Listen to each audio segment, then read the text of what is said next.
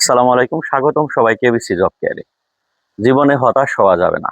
হতাশাকে পুঁজি করে বা হতাশার উপর ভর করে সামনে এগিয়ে যেতে হবে। তাহলেই একজন সফল মানুষ হওয়া যাবে।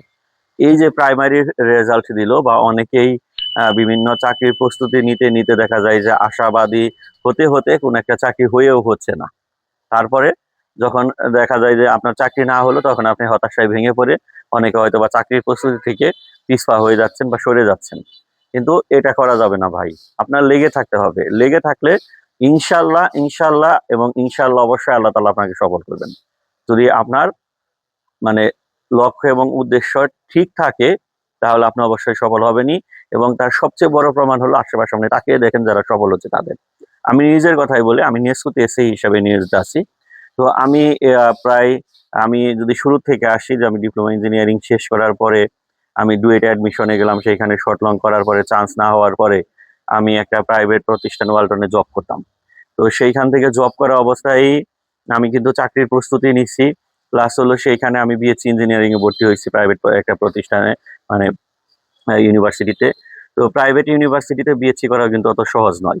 ঠিক আছে? সেইখানেও কিন্তু পড়ালেখা করতে হয়।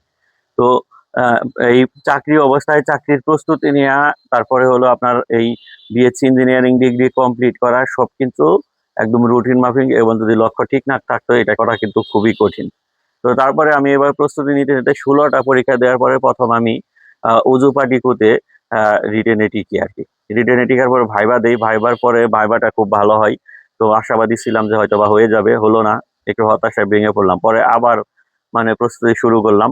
তো তারপরে আমি ইটকলে আবার টিকলাম। পরে ইটকলে টিকলাম। তো সেইখানে হলো না, আবারও হতাশা। তারপরে আমি পিছপা না হয়ে আবার শুরু করলাম নতুন উদ্যমে। শুরু করার পরে তারপরে আমার ইনশাআল্লাহ নেস্কুতে হয়ে গেল।